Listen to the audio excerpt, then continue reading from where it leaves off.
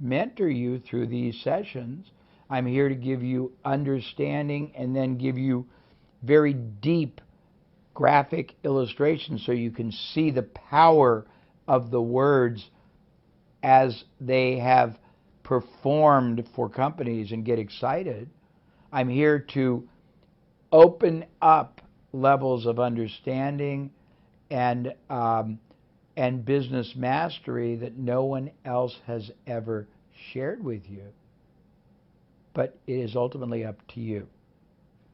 So let's keep talking about marketing. But remember, I'm going to give you 8 or 9 powerful drivers, and then I'm going to move you to a whole different set of drivers. But all of these, if you don't understand them before you start, you will underperform the potential of your business and of your life and of your income and of your ability to control that life. So in marketing, first thing is understanding the 3 ways to grow a business.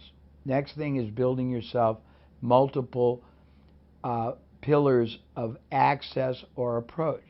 The next thing is understanding what marketing really is. Marketing is it's not some mystical art. It's scientifically very easy to understand. The purpose of marketing, in whatever form it takes, online, offline, advertising, website, is to, first of all,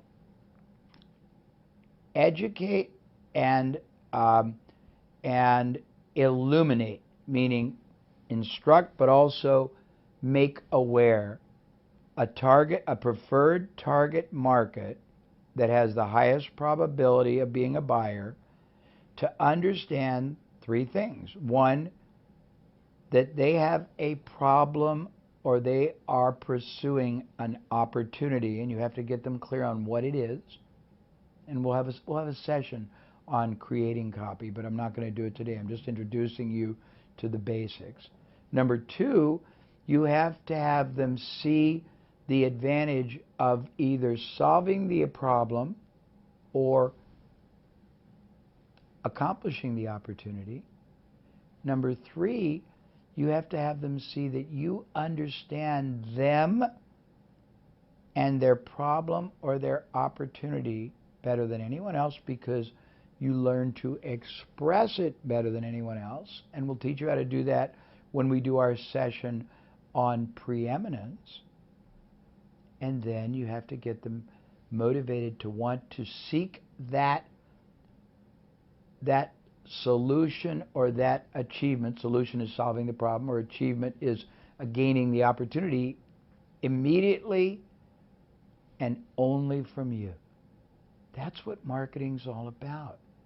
It's not about being graphically impressive. It's not about complex words. It's about gaining the trust of your market. It's about showing your market that the benefit, the advantage, the monumental improved outcome that they can expect from doing business with you or letting you take over for them the solution of their problem or the achievement of their goal. It's being able to speak to them in language that no one else has and show them that you understand their objective better than they do by using language patterns that they don't even use themselves. And I'm going to teach you how to do this. Today is not the day. Today is the day you discover the power that has always existed. For example, if you never knew you could plug into electricity to drive all kinds of things, or you never knew you could plug into gasoline to drive engines, or you never knew you could get solar, and all of a sudden I'm teaching you, you have solar, you have electricity, you have fuel-based, you got all these options. All of a sudden, you are in control of your world, and I got to continue. So a little bit more on marketing. So marketing is also being seen by your target audience as the only meaningful, viable, and most trusted source they could turn to. It's about giving them advice, not just information. And we're going to get deep in this in copywriting. We're going to do copywriting and preeminence together as a module. But it's about having them see you as a source that they can absolutely trust. Now, why is that important? Always remember what I'm about to say, because this is equally as true of you as it is of your market, and it's true of every human being. That's why you chose this program and why you're trusting me. Human beings are constantly, silently begging to be led.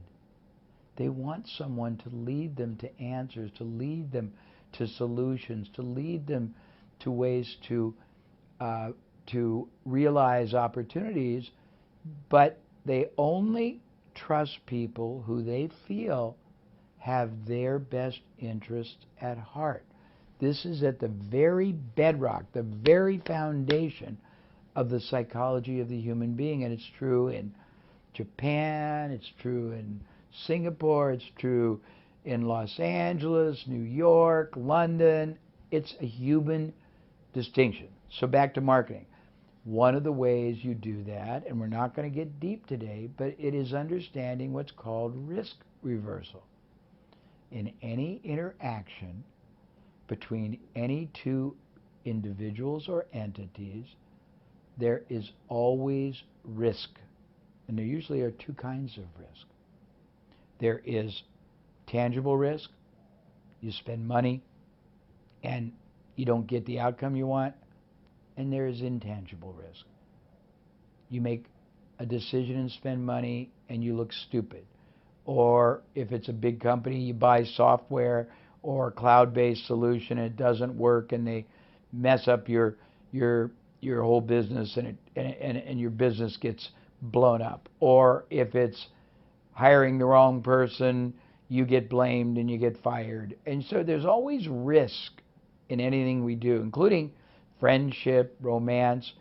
If you can understand what the most tangible and intangible levels of risk are, that very probably both consciously and subconsciously occur to your prospective market. And this also applies to growing your career, which will be another bonus section we'll talk about if you decide you don't want to be an entrepreneur. But I would say entrepreneurship is more fun.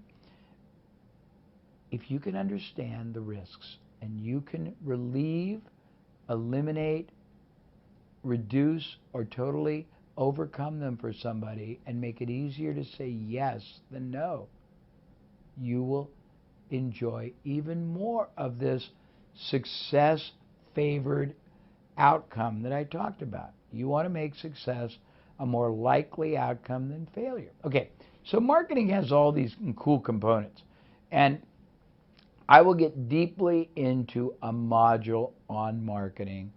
But remember, this segment is merely showing you where you have what I call enormous upside advantage, upside leverage. By the way, I think I said this in the first module, but maybe I didn't. And if I did, it's worth hearing again.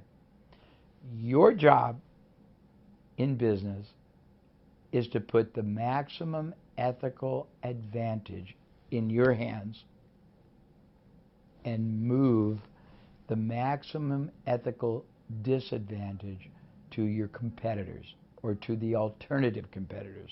What does that mean? Well, example, if you were selling a supplement for weight loss, your direct competitors are other supplements for weight loss. The alternative competitors are people that sell other means of losing weight. Personal trainers, videos, books, gyms, exercise bikes, other equipment. So you have to be able to understand advantage, disadvantage, opportunity, problem solving, both. And this gets into marketing. But I don't want to get deep into marketing, believe it or not. This is just the outer outer periphery. There's so much to share with you, and we will share it two ways. We'll share it in a module, but we'll share it in a wonderful written book as well. Now, all I'm doing right now is showing you these power principles, these drivers that give you great advantage. The first one is strategy. Second one is marketing. I may not be in the right order. The third one is relationships. We're going to talk about how poorly or how masterfully you use relationships. And this is a huge, vast area of opportunity and a very big overlooked area. So let me give you just a few of the areas. And again, I could talk for hours and hours and hours and go very deep on any of these. But what do I mean by relationships? Well, if you don't have a business, the first thing you want to do is figure out who you can access. And access can mean pick their minds as a mentor. It means get them involved as an advisor, an investor. It means partner with them because they have a list. It means get their introduction of you to other people because they have access to your market. There are tons of people, organizations, media, experts, influencers that have what you already want, but you can't maximize your ability to harness the power of relationships until you first understand three things. One, what is it you're trying to accomplish? Because without the right questions, you'll never get the right answers. What are you trying to accomplish and why? For example, and there's lots of answers to this question, lots of questions. Let's say that you have many things you're trying to accomplish, so you build a list. First thing is you want to find everybody out there who has a product or service or media that reaches the same kind of a prospect or decision maker that you're going to want to reach when you end up starting your business, selling your product or service. Two, you want to go to vendors of those kind of products and see who they know outside of the market you are targeting who do the same thing that might be a good company or individual for you to partner with or to get to mentor you, or who's already got a great success formula that you can model and just pay them a license. These vendors might also know salespeople that are unhappy working for their current company and that you could hire full-time or part-time to represent you. You want to find people who have stature to their name. It can be celebrities, it can be people who have a job that nobody even knows their name, but they have incredible importance relative to what you're doing. It can be people who either write articles for media, online, offline. It can be retired people who have great resumes, and you want to use them three ways. And when I say use, I mean ethically utilize. You want to see if they'll become advisors to you and let you use their name in your marketing and promotion so you have credibility. You want to see if they'll be advisors to you and give you insights and guidance you don't have. You want to see if they'll be advisors to you and give you access to their networks of relationships. The next thing you want to do is figure out what skill sets, what abilities you have and you don't have. Why? Because you have to play to your strengths and you have to figure out how to either avoid focusing or needing to depend on your non-strengths, not weaknesses, but non-strengths, and find other people who possess the strengths you don't and find ways to get them to help you. There's many ways to do that. And again, I'm just showing you just the outer elements of this. I can go so deep, and we will probably on other modules. But for example, you can, let's say you don't know a lot about technology. You can find somebody that does, and in exchange for them collaborating with you, give them a share of the revenue that results from your business, or give them an equity in your business. Or if they normally would charge $10,000 but you don't have $10,000, pay them $20,000 or $30,000, but pay them as a percentage of the sales that come. You want to get a mastermind alliance. And this is similar but different to advisors. Advisors are people who possess distinction you can use to your marketing advantage along with their expertise and network. Mastermind alliance is the process of going into your community or going into your country or going anywhere in the world and approaching various people who are far more successful in a very broad and diverse number of fields, industries, commercial, political, sports, and asking them to become part of your mastermind alliance and getting them once a month or once a quarter to spend time together. And if it's local, you can do it in person. If they're all over your country, you can do it by Skype or by whatever. We use Google Hangout, but there's lots of different vehicles. Or if it's all over the world, you can do it by Skype or by conference call or any other device. But you want to tell them what you're doing. You want to tell them how you're doing it. You want to tell them the goals of what you got for your business, and you want them to give you ideas about how to do it better, how to do it faster, how to do it safer, how to do it with more effectiveness, because these people have been where you are trying to go.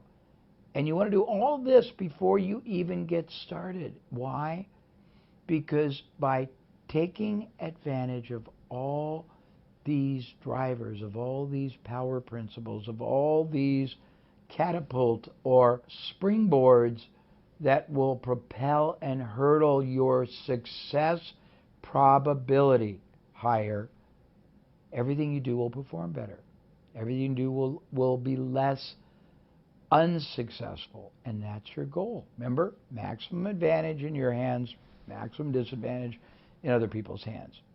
So in terms of relationships, you also want to decide what are your strongest skills. Why do you want to know that? Because you might have within the skill set many different business advantages. Let me give you an example. Let's say your skill set is making and solidifying great relationships, whether you're a salesperson or a networker. Well, you have a lot of choices once you identify that skill. Choice one is to do something as your business that's based on making relationships or selling. Choice two is taking that skill set to another business that doesn't possess it and working out an arrangement where you do that for them, but you don't just get paid a salary or a commission. If you do it successfully enough, you earn ownership in the business. You earn equity. Another approach is to take what you do and find other people that do what you don't do and bring them together for a business. But you can't do any of this until you identify skills and non-skills. Let me continue on relationships because it's really amazing. If you start a business, or you can go to anybody's business, if you analyze three things: where they get their buyers, how many different, let me see if I can use the simple terminology, how many different buying cycles there are within their buyer base, and I'll explain this in a minute. And finally, concentrations of types of buyers that that company doesn't know about. You can help them specialize. Let me give you an example. Most businesses don't have a clue of the following. They don't know what kind of buyers are the most valuable. They don't know what sources of buyers are the most valuable. They don't track what kind of buyers buy the most often or buy the most things, what buyers are the most profitable. And why is this important? Because all buyers are not equal and do not deserve the same amount of attention or investment. But you can't know until you analyze. Most people don't analyze. And when you analyze the data, and the data means you look at the buyers that a company has.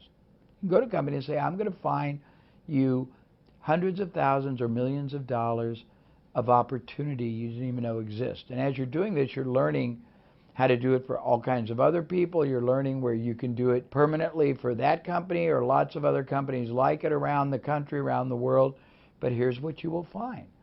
You will find that certain types of ads or certain types of marketing or certain sources of marketing produce either a higher or a lower quality of buyer. This is very interesting.